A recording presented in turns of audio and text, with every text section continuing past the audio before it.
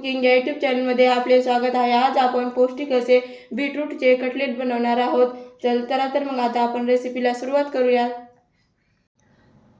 तर आज आपण बनवणार आहोत बीटरूटचे कटलेट। तर त्यासाठी मी इथे दोन असे मोठे बीट घेतलेले आहेत आणि एक मोठा असा आकाराचा बटाटा घेतलेला आहे।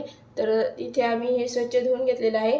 तर सर्वप्रथम आपल्याला याचे हे दोन्हीकडला भाग कट करून घ्यायचा आहे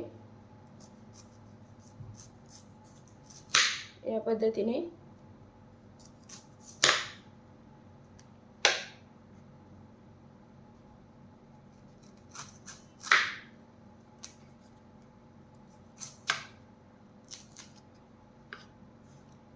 तर याचे दोन्ही साइड कट करून झाल्या की आता आपल्याला याचे वरचे साल हे काढून घ्यायचे आहेत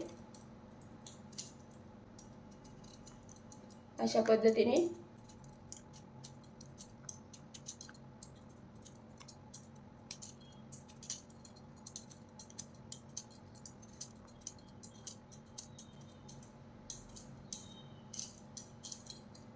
तर अशा पद्धतीने आपल्याला याचे साल काढून घ्यायचे आहेत। तर दुसऱ्याही रूटची मी साल काढून घेत आहे।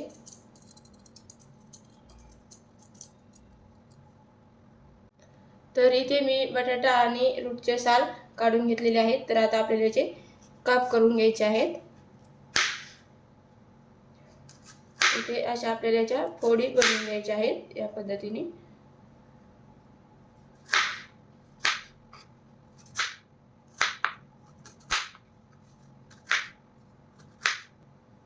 बटाट्याचे आपल्याला अशाच फोडी बनवून घ्यायच्या आहेत।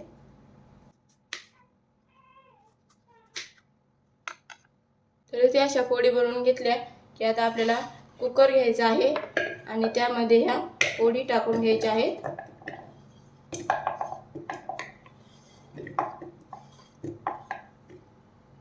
फोडी टाकून झाल्या की त्यामध्ये आपल्याला अगदी थोडंसं पाणी टाकून घ्यायचं आहे।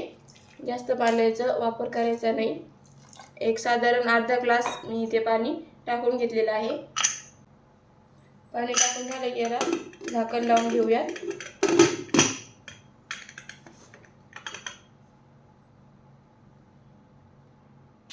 तर इथे आता आपण गॅस चालू करूया आणि मध्यम आचेवरती आपण कुकरच्या 2 शिट्ट्या काढून घेऊया।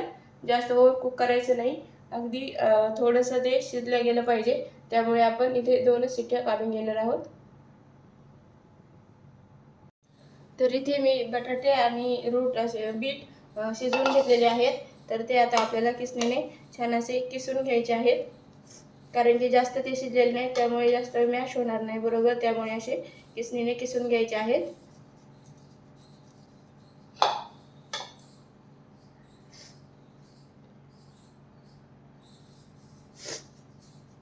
या पद्धतीने आपल्याला असे किसून घ्यायचे आहे। तर इथे मी बटाटा आणि बीट किसणीने किसून घेतलेला आहे। तर यामध्ये आता आपल्याला घालायचं आहे।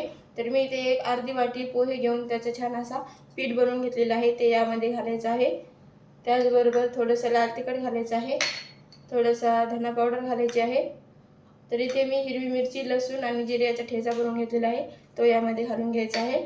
चवीपुरतं मीठ घालायचं आहे आणि भरपूर अशी बारीक चिरलेली कोथिंबीर घालून घ्यायची आहे।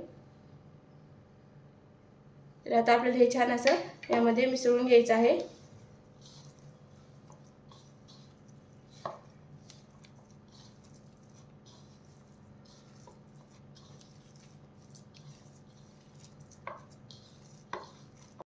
तर इथे हे छान मिसळून झालं की आता आपल्याला याचे कटलेट बनवून घ्यायचे आहेत। तर पोह्यामुळे हे एकदम असं कोरडं झालेलं आहे, तुम्ही पाहू शकता। ते बीटचं जे मॉइश्चर असतं ते सर्व पोह्याने ॲब्झॉर्ब केलेलं आहे। तर याचे आपण आता छान असे कटलेट बनवून घेऊयात। तुम्ही हवे त्या आकाराचे इथे कटलेट बनवून घेऊ शकता।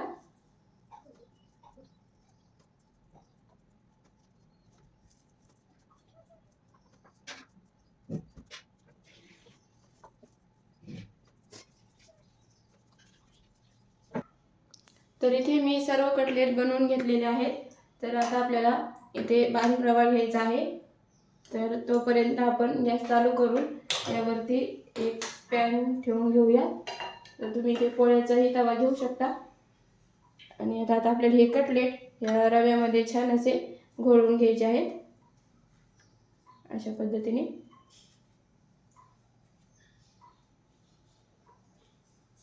पॅन छान गरम होते तोपर्यंत आपण हे कटलेट असे रव्यामध्ये घोळवून घेऊयात.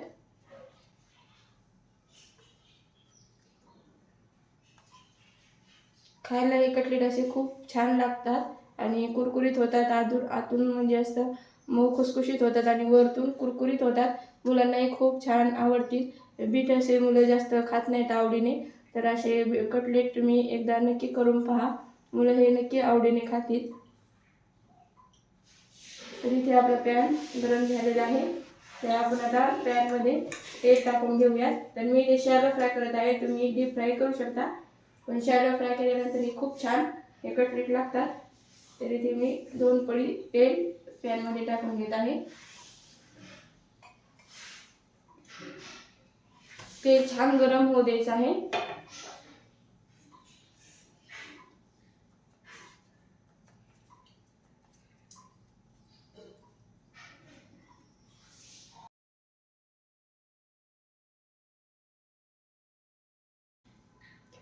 तेल छान गरम झालं की त्यामध्ये आता आपण हे कटलेट छान असे फ्राय करून घेऊया.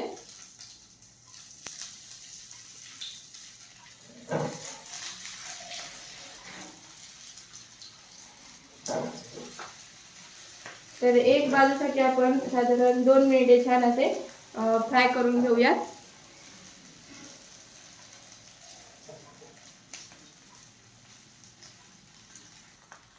एक 2 मिनिटे एक बाजू छान भाजली की आता आपण ते पलटून घेऊया.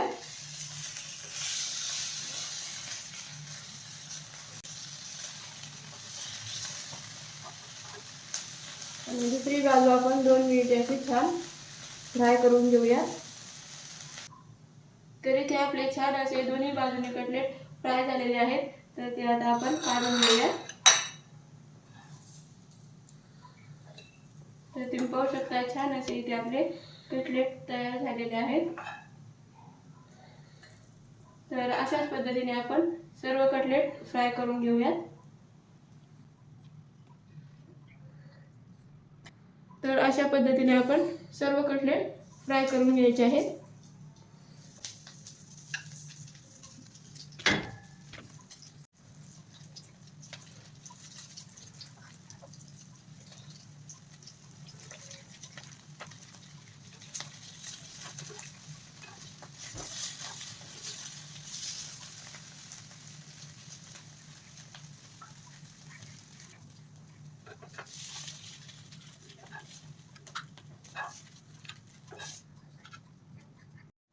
तर अशा पद्धतीने इथे आपले सर्व कटलेट तयार झालेले आहेत. व्हिडिओ आवडले असल्यास लाईक, शेअर आणि सबस्क्राईब करायला विसरू नका. धन्यवाद.